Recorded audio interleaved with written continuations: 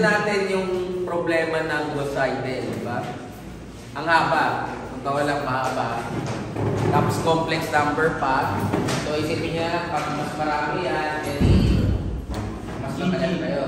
So, yung kasunod na paraan is tinatawag natin Newton Raphson.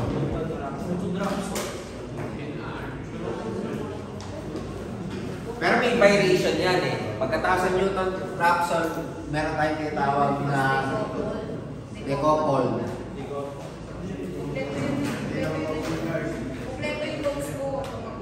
Then, huli natin,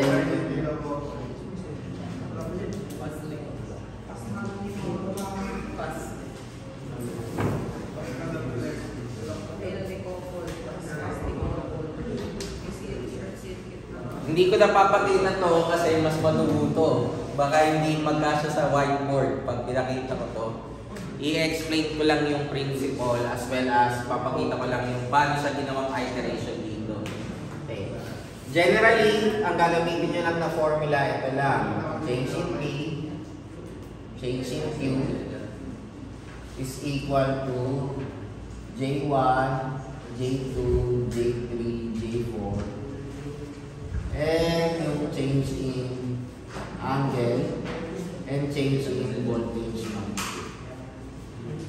So regardless, kahit maging 100 by 100, 1,000 by 1,000, 10,000 by 10,000, ito lang yung gagamitin niya na equation.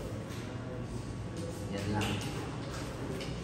Then how do you update? Ang pag-update natin, yung voltage mo, regardless ulit kung ilan yung voltage mo, sabihin natin VI na lang, N plus 1, and VI, and i-add ko doon sa change sa voltage magnitude no I doon sa iteration niya. So, pinag-usapan natin voltage magnitude to. Okay. Yung angle rin natin, ganyan na rin yung updating.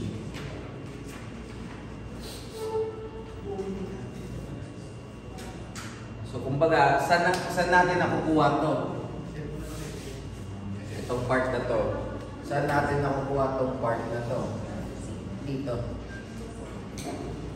Kaya, ito lang yung iteration nyo.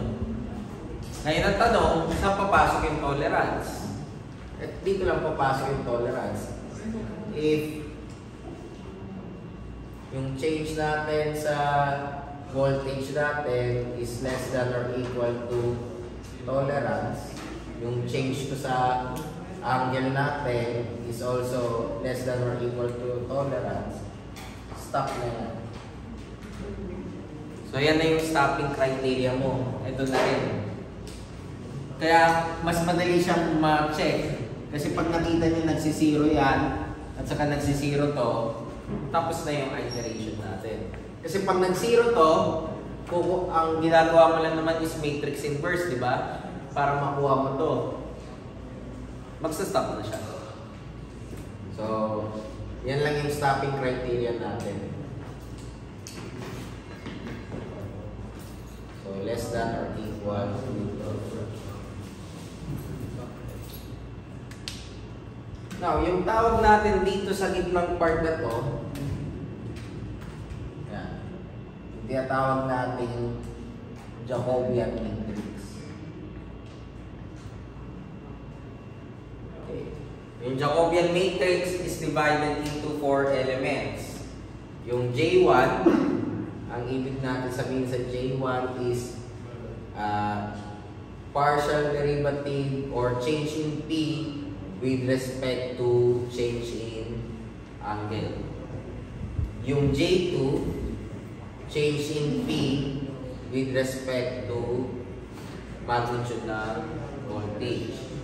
J3, change in P with respect to change in angle. Q pala, Q. And J4, change in Q with respect to angle. Voltage. So yan yung ating element. Pag kinuha natin yung change in P with respect to B, ang ginagamit mo lang na formula sa P at saka sa Q is yung ginamit natin na formula sa Gauss Seidel. P is equal to Y is equal to V times admittance times voltage. Diba? V squared Y. Kasi ang Vy is current. Pag kinuha mo, pag multiply mo pa ulit sa B, ano makukuha mo? Power na. Kasi parang sinabi mo lang, V squared Y lang.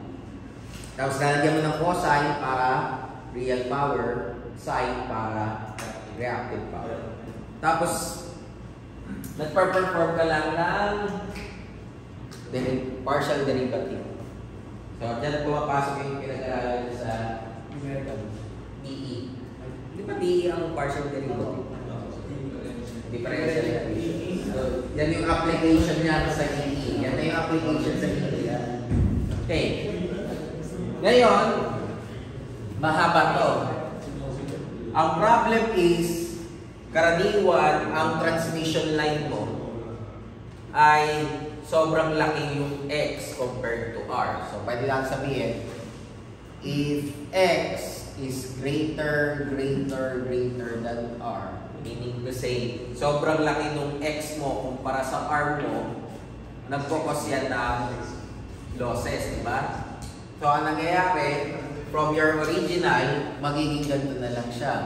Change in P, change in Q is equal to J1, 0, 0, J4.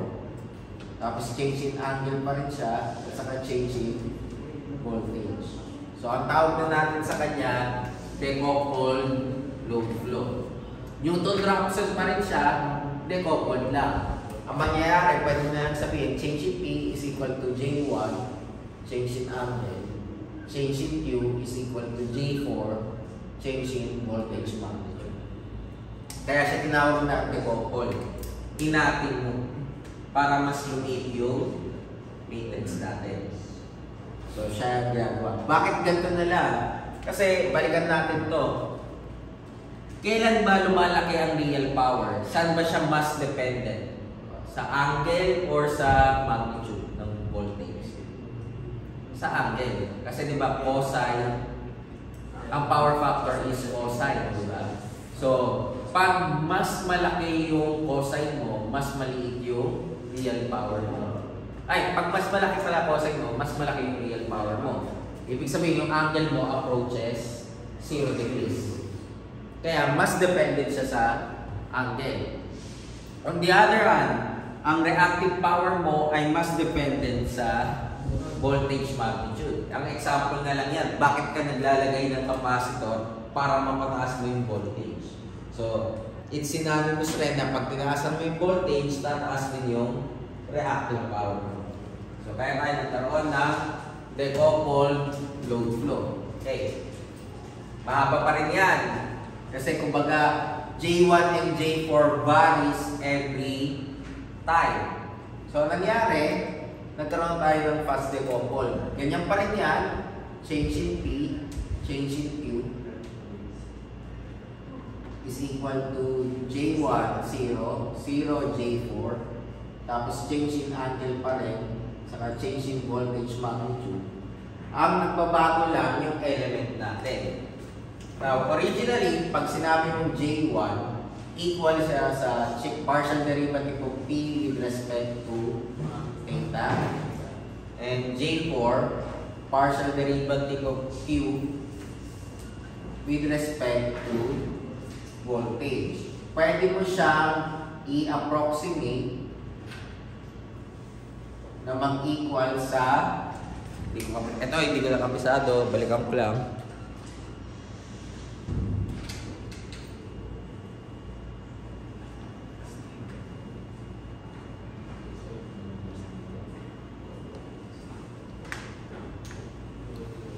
Yeah. Pwede mo na lang siya i-approximate na equal siya sa voltage beta negative. Tapos Yung P, ganun rin. Voltage, beta. Kumbaga ano nangyayari? Itong part na to, constant. Hindi na nagbabago. Hindi kagaya dito, pag ginamit ko to, every time na mag-iterate ka, kukunin mo ulit. Etong part na to, every time na nag-iterate ka, hindi mo nababaguhin to. Ang nagbabago na lang yung change in P, change in Q, at saka itong part na yun. So itong matrix mo itself is constant. Kaya nga tawag sa kanya fast decoupled flow. Kasi hindi mo na siya pinabago. Okay. Ang integral na kailangan lang natin tandaan dyan, dahil yan, hindi nyo naman gagawin yan ng mano-mano. Kahit i-excel nyo yan, medyo mahirap gawin sa Excel yan. Kaya mas maganda po yung MATLAB nyo. So, ang pinakamadali na pwede nyo, ang kailangan nyo intindihin, how do you form yung Jacobian matrix? So, paano natin i-form yan? Okay. Sabihin natin meron kang 10 bus system. Pag 10 bus system ka, automatically, meron kang isang swing bus. Kahit anong mangyari, hindi mawawala ang swing bus sa system. Hindi kasi gagana yung power flow pag wala kang swing bus. So, if that is the case, and if we consider that yung remaining ay puro load buses, ano ang size ng Jacobian matrix mo? 18 by 18. Or pwede natin sinabing 2n by 2n. Bakit 18 by 18? Balikan mo lang to. Ilan ba ang may angle? Ilan ba ang angle na kukunin mo? Siyam. Ilan yung angle na kukunin mo sa voltage? Siyam rin. So, ibig sabihin ang size nito is 1 by 18. Ang size rin nito ay 1 by 18. Or 18 by 1 ba? Ay, 18 by 1. 18 by 1. So, dapat ang size nito ay 18 by 18. So, wala kang problema pag isang swing, siyam na load buses. Sige, palitan natin. Gagawin ko siyang isang swing. Nag-introduce ako ng isang PV. Tapos, 8 PQ. Paano ito? Ito na yung masakit sa ulo. So, etong PQ, tawagin natin N. Etong PV, tawagin kong M. So, magiging 2N plus M by 2N plus M. So, ano yung size natin? 17 by 17. Kasi, di ba, 8, so 16. Ito, 1. 17. Okay, ang tanong, bakit 1 lang ang kino-consider mo? Balikan natin yung Jacobian matrix mo. Okay. Di ba, ginawa natin constant yung P. Constant yung P. Ibig sabihin, automatically mababawasan ka ng isang P dito. So, babawasan mo ito ng isang P. Ito, babawasan mo ng isang B. Hindi mo na isa-solve yun eh. Bakit mo pa isasama? Kahit anong mangyari, lumalabas 0 lang palagi yun. So, yung change in P mo at saka change in B mo doon, tatanggalin mo na. Since tinanggal mo 17 to, kailangan mo rin i-17 to. So, ano yung tatanggalin mo dito? Siyempre, tatanggalin mo yung P niya na element. Tatanggalin mo rin yung kanyang B na element. So, kaya naging 17 by 17. Okay, dagdagan natin. Sabihin natin, meron akong 3 PB. Saka, ang given lang sa'yo, 100 bus. Paano yan? So, 100 minus 1, 99. 99 minus 3, 96. Times 2, 196. Ay, 192 plus 3. 195 by 195. 195 by 195 na yung bus rate. Na-gets ba? Ulitin natin ha. 100 bus. Ma-minus natin ng 1. Bakit natin ma-minus 1? Swing bus. Automatic yun. So 99. Ang pinakamalaki na pwede mong matrix is 99 times 2. 198 by 198. Yun na yung pinakamalaki. Kahit anong mangyari, hindi ka pwede lumagpas ng 198 by 198. Eh kaso may tatlo kang PB. So yung 98 minus mo ng yung 99 mo minus ng 3. So 96 na lang. Yung 96 yung times mo ng 2. Tapos dadagdagan mo ng 3. So yun na yung size mo matrix natin. O alpha, paano pag ganito? 1,000 bus, 100 na PB. Ilan yung size natin?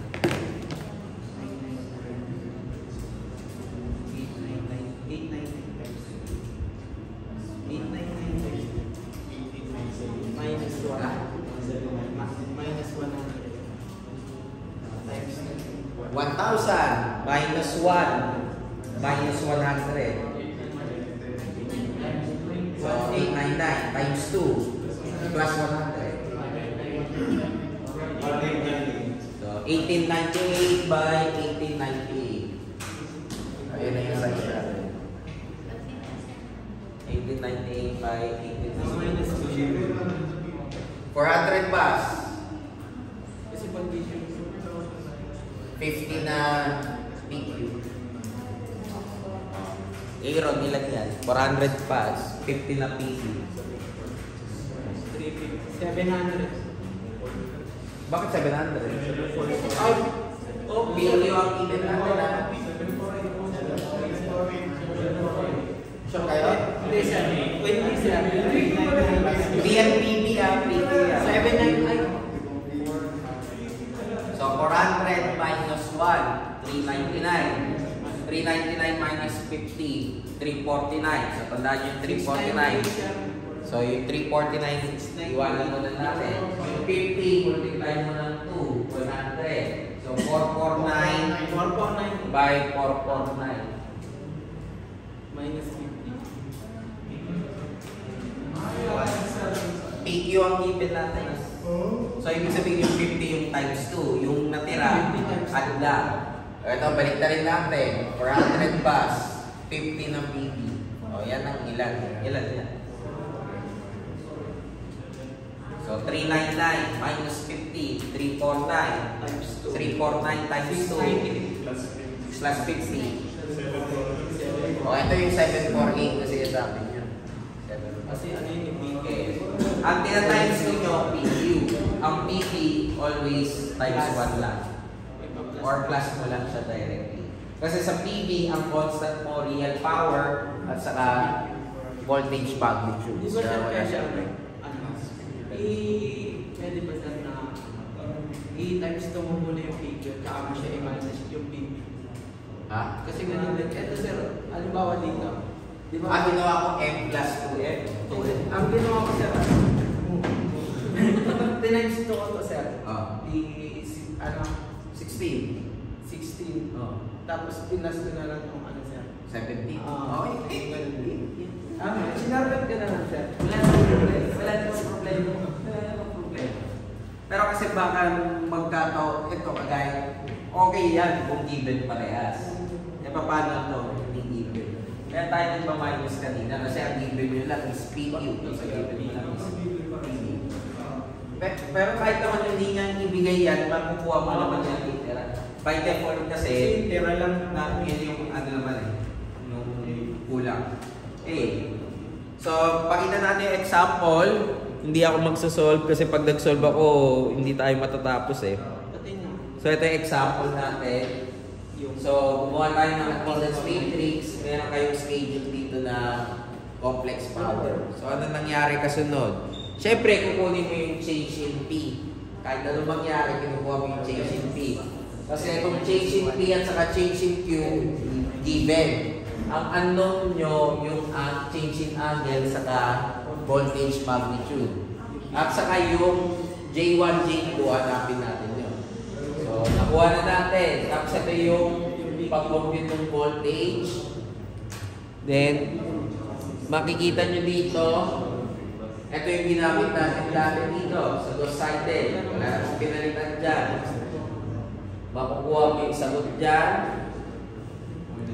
Tapos, ito yung Jacobian matrix natin. Kaya siya hindi magiging, kaya siya matagal pag Newton-Raphson. Kasi every iteration, binabago nyo si J1, J2, J3, J4. Palagi nyo siya pinapalitan. So, anong nangyari, sinubstitute natin, ito yung magiging sagot. Pwede mo na i-direct kay MATLAB to. Pwede rin kay Excel. I think pwede rin kay Excel ang matrix eh. Pero pwede nyo i-MATLAB to. Or kung ayaw nyo mag-MATLAB, ayaw nyo mag-Excel, apply tayo ng alam nyo sa numerical methods. Mag-Gauss Jordan tayo.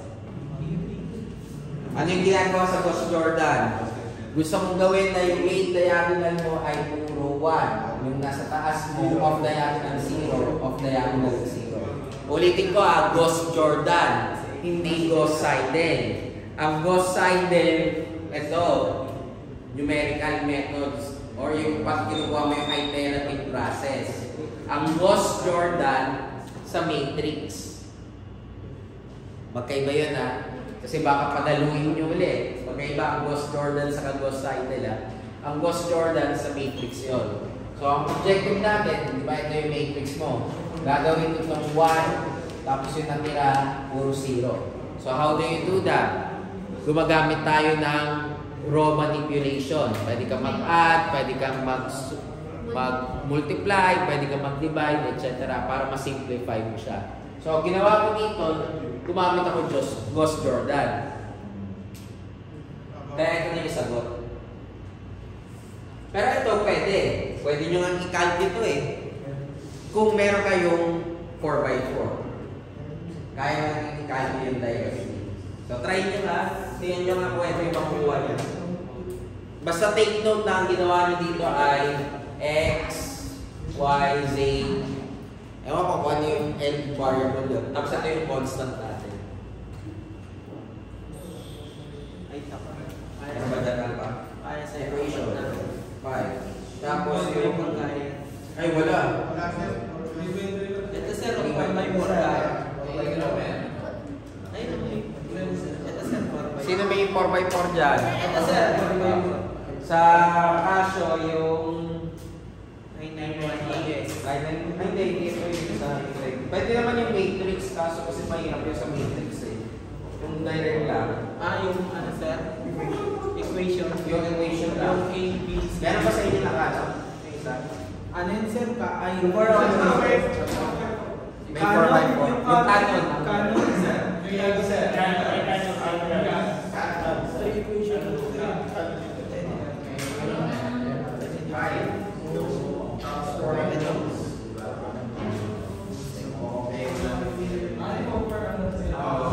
So yung A natin, 66.525. Tapos yung B mo, negative 40. C mo, 0. D mo, 0. Tapos yung E mo, yung constant, 2.566.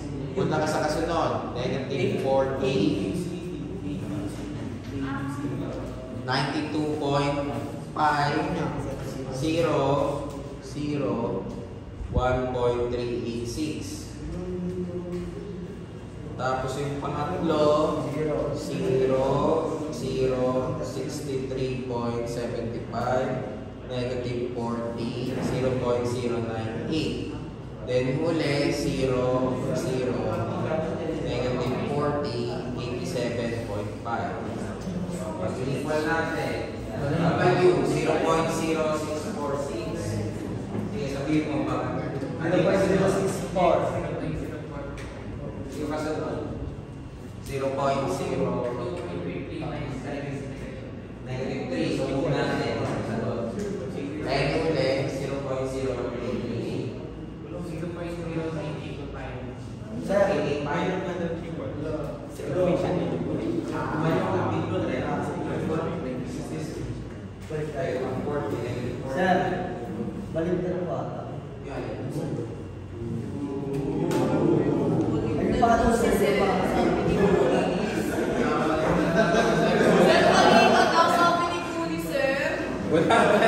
Wala sinabi si pulis na balik. Ang sinabi niya, baliktad.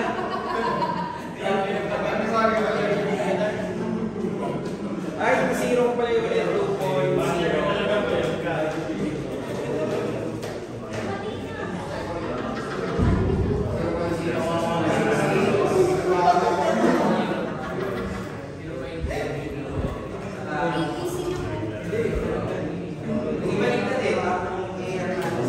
Baliktad lang ako eh, sabi ni Sir. Baliktad ako eh, sabi ni Sir. Next. Negative 40, 92.5,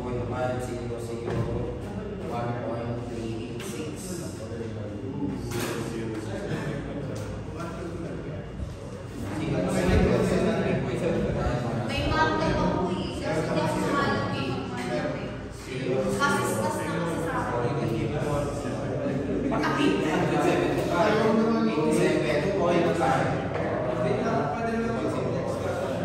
Ayan, mag-isip ko.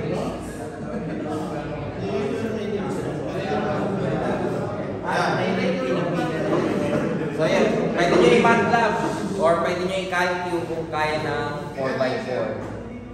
Pero hanggang 4x4, wala pa akong nakikitang calc na kaya 5x5 eh. Sa online meron. Pwede nyo gamitin online class. Pag sinasabi nyo yung problem. Okay. So yun, ano gagawin natin dito? Yun yung add natin sa magnitude. Magiging 1.0227, 1.0338. Kaso, kailangan yung palitan tong dalawa into degrees. Itong unang dalawa is voltage. Itong pangalawa is angle. Kasi ito yung equation mo eh. Ay, mali pala. Yung pangalawang unang dalawa pala, angle. Yung pangalawa is voltage. Susundin mo yung ano natin ah. So, 0.0227, 0.0338. Malaki to pag degrees eh. So, kailangan may times siya ng 180 over pi. And, ang Newton-Raphson, decoupled sa kapas decoupled, pagdating sa angle dito is always radians. Kaya, convert natin ng 180 over pi. Okay. Pagkatapos nun, ano ang kasunod? E di kunin mo ulit yung change in P, change in Q, etc. Etong kasunod na to, yun yung papalit natin dito. So, hindi na siya maging 2.566, 1.386, 0.098 sa ito.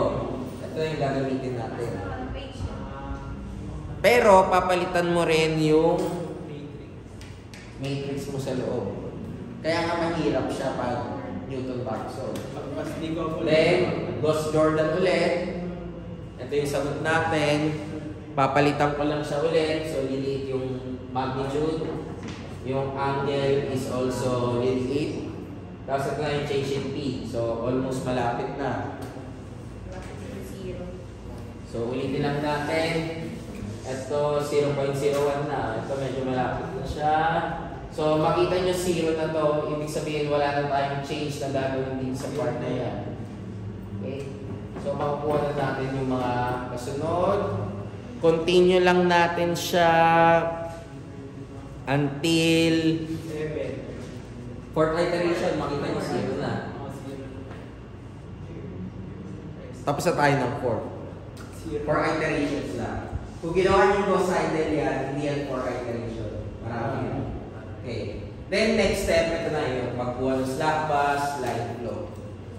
Ang pinag-usapan natin dito sa una is PQ lang. Second case, ito, ginawa nating generator. So, nung ginawa nating generator yan, ang magiging size mo na lang dito is 3x3. Naging 3x3 na lang siya. Then, solve nyo lang ulit, ganun rin. Pero ang change mo na lang dito ay P2, Q2 natin and so on. Pag sinimplify na natin siya, mas matagal siya, 9 iterations para kunin natin. And yung last, yung fast decoupled natin. Decouple mo na, sir. Decouple na yung kanina. Yung Ay, Dobson yan eh. Yung fast yung decoupled, gagawin mo lang yung J2 at saka J3 is 0. Mapapansin nyo yung ginawa na natin sa Newton Raphson kanina is actually decoupled na. Hindi na natin sinama yung J3, ay J2 at saka J3. Ginawa na natin 0 parehas yun, di ba? Kasi nangyari doon, masyadong malaki yung X natin compared sa R. Kaya hindi na natin sinama. Ito naman sa fast decoupled, makikita nyo na yung aking beta, ito, consistent yan. So, ito yung first iteration mo. Yun lang yung ginamit mo. Pag pinunta mo sa kasunod na iteration, yun pa rin. And so on. Hindi mo siya pinapalitan. Kaya mas mabilis yung matrix mo. Kasi alam mo na ang matrix element mo sa loob ay consistent. Hindi nagbabago. Ang nagbabago lang is yung angle mo at saka yung magnitude natin. So here, matatapos siya after 4 iterations pa rin. Then, kukunin mo lang ulit. So yun yung ginagawa ng ano natin, fast decoupled flow. Okay. So mula dyan, we have already finished yung power flow analysis natin. May kasunod na tanong dyan, yan lang ba ang variation dyan? Meron pa ba tayong kailangan consider dyan? Okay. Aside from real power, isa pa sa tinitingnan natin sa system natin is yung reactive power. Pero hindi basta-basta lahat ng machines mo ay kaya yung reactive power. Kagaya nung example natin last time, nakikita natin na yung Q natin is pwedeng lumaki. Pwede itong dagdagan pa ng limitation. Pwede natin sabihin na yung aking Q ay magkaroon ng limit. Sabihin natin yung maximum value niya and yung kanyang minimum value. So, anong gagawin natin? Pag nagkaroon kayo ng sagot na mas malaki sa maximum or mas maliit sa minimum, hindi natin kino-consider. Binabalik natin siya sa maximum at sa minimum. Nagaya yung example natin last week. Di ba example natin last week, yung voltage natin is lumagpas ng 1.02. Hindi pwede yun. Pipilitin natin ng 1.02. Ang tawag natin doon, constraint. Meaning to say, kahit anong mangyari, hindi mo pwedeng pilitin ang generator mo na mag-operate beyond sa level niya. Hanggang doon lang yung kaya natin. So, hindi mo na kailangan, wala na yung gagawin. Sabihin natin na-compute ni alpha for instance 1.05. Ibababa ng alpha yun na 1.02. Gagamitin natin yung fix na 1.02 hanggang 2. As long as tumataas siya sa 1.02, bababa mo pa rin sa 1.02. Ganun rin yung Q. Pag yung Q natin ay lumagpas ng certain value, yung maximum and minimum, ibababa natin siya sa maximum or ibababa natin sa minimum natin.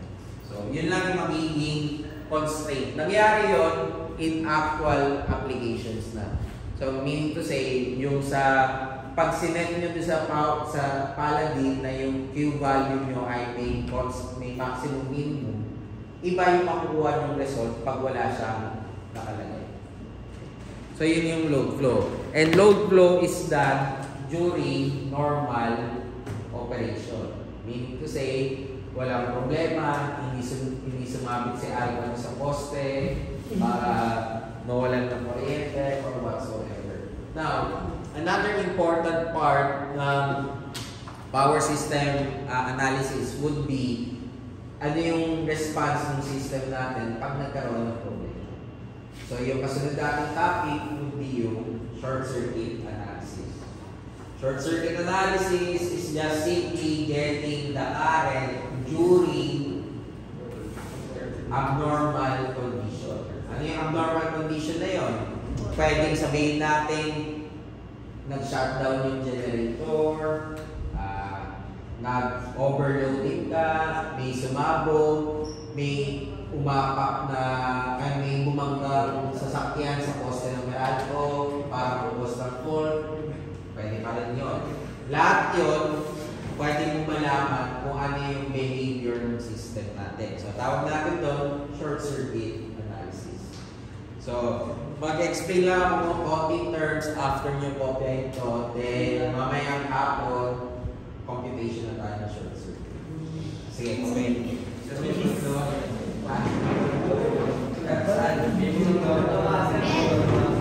mo yung gitna. Send mo sa akin na.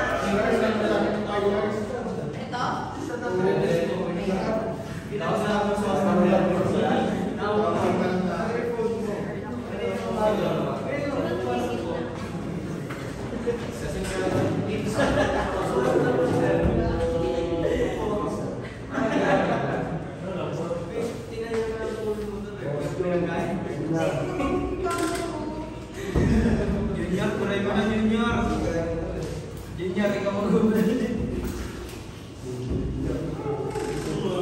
Parehas